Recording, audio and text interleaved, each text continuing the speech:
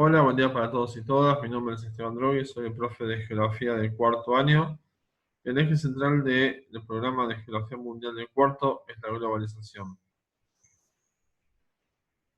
En este video vamos a trabajar la unidad 1, que ya hemos mencionado el nombre anteriormente, que es la globalización. Va a constar de 3 clases. Simbólicamente puse la clase 1 y 2, que es la clase de repaso del año pasado. Y básicamente vamos a meternos con la clase 3, 4 y 5. En la clase 3 van a ver mundo bipolar, multipolar, el proceso de globalización. En la clase 4 van a trabajar la división internacional del trabajo, los países centrales y periféricos y la teoría de la dependencia. En la clase 5 van a trabajar las corporaciones transnacionales, las inversiones directas extranjeras, la triada Estados Unidos, Europa y Japón. El proceso de globalización. Se dieron un conjunto de transformaciones, entre ellas una nueva forma de producir, comerciar y entablar distintas relaciones internacionales. Este proceso comenzó en la década de 1970 con la crisis del petróleo. Esto ocurrió en 1973. Es el aumento del precio del petróleo en exceso, decidido por la Organización de Países Exportadores de Petróleo, OPEP. Esto provocó un fuerte impacto en Estados Unidos, Japón y Europa, debido a que este recurso es fundamental para las industrias. Las componentes de la globalización son 4: lo tecnológico, lo político, lo ideológico y lo económico. En lo tecnológico es la evolución en las comunicaciones y el avance masivo de los medios de comunicación. Lo político. Luego del fin de la Guerra Fría, el capitalismo y la democracia se expandió por todo el planeta. Ideológico. Con el ascenso de los Estados Unidos como potencia económica mundial, se implementó su modelo de consumo y estilo de vida. En lo económico, el aumento del tráfico de mercancías y la implementación del toyotismo determinó una nueva organización territorial. Aparecen los bloques económicos. En este mapa, en estos dos mapas van a ver el mundo bipolar y el mundo multipolar, en donde en el mundo bipolar los ejes de poder están dados por Canadá y Estados Unidos, Europa Occidental, Japón y Oceanía. Y en contraposición de la Unión Soviética. En naranja están los países que forman parte del mundo capitalista y en verde lo que es el mundo socialista. Después, en amarillo están las áreas de influencia del mundo capitalista. Por ejemplo, tienen Estados Unidos y Canadá, que es el mundo capitalista, y su área de influencia es América Latina. Por ejemplo, acá en verde oscuro tiene el área de influencia del mundo socialista, que por ejemplo, un ejemplo es Mongolia. En contraposición tenemos al mundo multipolar, que es el nuevo orden mundial, en donde hay varias áreas de poder focalizadas. Estados Unidos y Canadá, la Unión Europea, Oceanía, América Latina, África sahariana, África subsahariana, Medio Oriente, etc. Bueno, también se cambió el sistema de producción, Fordismo y Toyotismo. El Fordismo tiene que ver con la producción masiva de productos estandarizados, con estrictos tiempos de producción del obrero, en lugares donde se concentra la mayor cantidad de fábricas posible, donde hay supuestamente disponibilidad de energía petrolera. Se expande el trabajo asalariado y hay mejoras en las condiciones laborales. También hay una importante presencia del Estado. Se habla de un Estado benefactor. En cambio, el toyotismo es la fabricación de productos selectivos, de flexibilidad laboral, están dispersas las fábricas por todo el planeta o por todo el territorio. Hay implementación de nuevas tecnologías, consecuencia trae reducción de niveles de ingreso de los trabajadores y presencia de empresas multinacionales y organismos internacionales. En la clase 4 vamos a trabajar los países centrales y periféricos. Esta definición tiene que ver con su desarrollo económico, su capacidad industrial y el rol en la división internacional del trabajo. La división internacional del trabajo es lo que se dedica a realizar cada país en materia económica. Por ejemplo, van a tener que América Latina produce materias primas y, por ejemplo, Europa y Estados Unidos transforman esa materia prima. Y lo vamos a clasificar en centrales y periféricos. Esta teoría de la dependencia nace en la década del 50 y se desarrolló en América Latina. Ahí tiene una imagen de lo que es lo que estaba explicando recién. Ven las desigualdades entre Estados Unidos y América Latina y Europa con África. Estas potencias extraen todos los recursos naturales y se los quedan ellos. La teoría de la dependencia puso acento en las desigualdades sociales, económicas y culturales.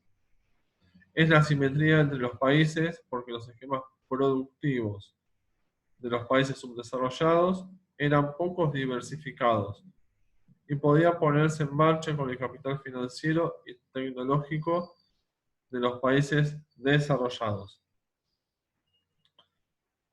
Como dijimos anteriormente, podemos clasificarlos en centrales y periféricos y tienen estas características.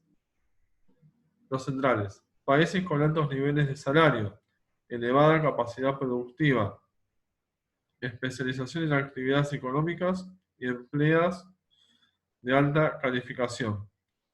Ejemplo de países y regiones. Países, Estados Unidos, países de Europa y Japón. Región, América anglosajona, Europa occidental, Australia y Nueva Zelanda. Periféricos, países con bajos niveles de salario y bienestar. Limitada capacidad productiva. Especialización en actividades y empleos de baja calificación. Ejemplos de países y regiones. Países, Argentina, Angola, Vietnam. Región, América Latina, África sahariana, subsahariana, Asia Central, Medio Oriente, Sudeste Asiático, Europa Oriental. Estas son imágenes que representan a los países centrales y periféricos. Ejemplos de dos ciudades totalmente distintas, que representan la pobreza y la riqueza. Una se encuentra en Estados Unidos y otra en Angola. Tiene como países centrales Estados Unidos y países periféricos Angola. Bueno, en la clase 5 vamos a trabajar las corporaciones transnacionales. Estas son grandes empresas que están presentes en la gran mayoría de los países del planeta, comercializando sus productos y ventas. Estas corporaciones de negocios modernas surgieron con el capitalismo, pero en el siglo XX tomaron las dimensiones actuales. Sus nombres son reconocidos a nivel mundial. Son tan poderosas que tienen influencia en las decisiones de los estados. Estas empresas nacieron con la etapa de la industrialización debido a la necesidad de expandir sus negocios. Algunos ejemplos las tienen acá. Por ejemplo, Gazprom, que es de Rusia, se dedica a la producción de materias primas, en este caso gas y petróleo. Monsanto es una empresa alemana que se dedica a la biotecnología, a la producción de biocombustibles a través de la materia prima. Su sede está en Alemania.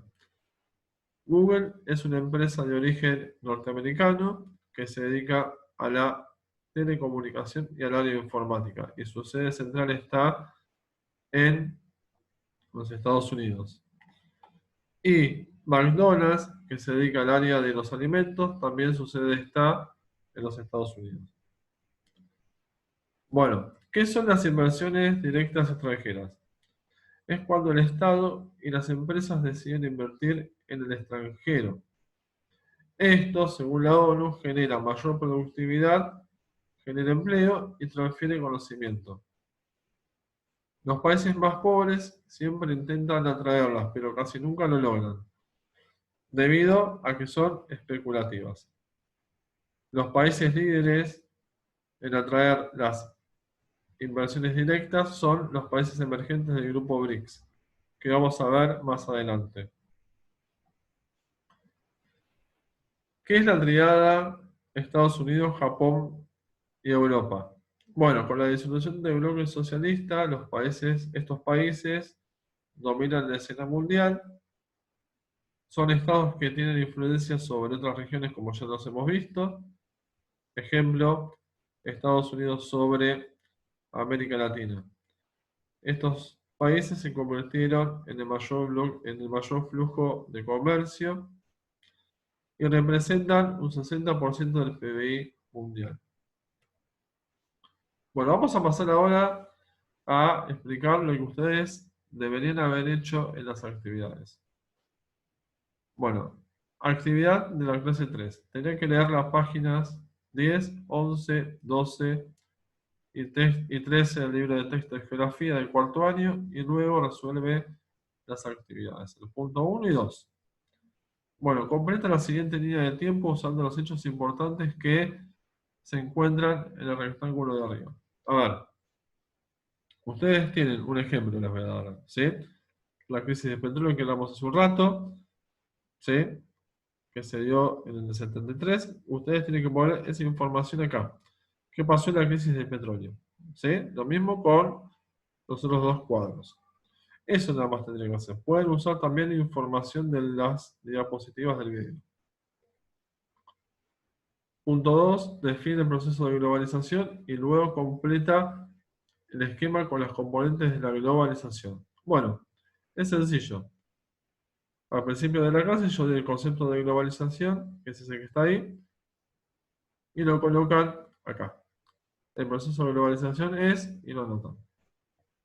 Y acá tienen que poner las 4 componentes, la ideológica y cultural, que yo la puse todo en una, la política y la económica. Nada más que eso había que hacer ahí. Actividad de la clase 4. Punto 1. Entrar a los links y luego completa lo pedido en el punto A y B. Los links son estos, para el punto A y para el punto B. Ustedes tienen que copiar el enlace, pegarlo para poder acceder. Lo mismo van a hacer con el enlace del punto B.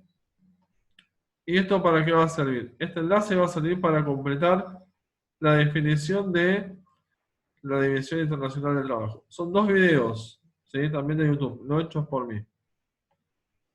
Bueno, para el punto B, que es esta tabla, también tiene que completar las diferencias entre países centrales y periféricos, con semiperiféricos. En las diapositivas no está la de los países centrales y periféricos, por eso es importante que vean este video.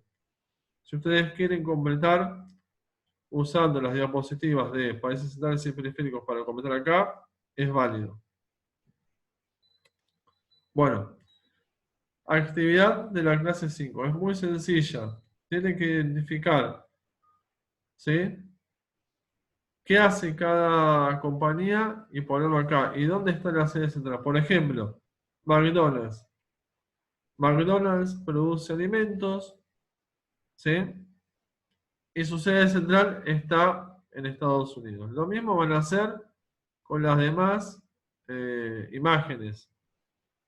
En cambio, acá lo que tienen que poner es el concepto de corporación transnacional.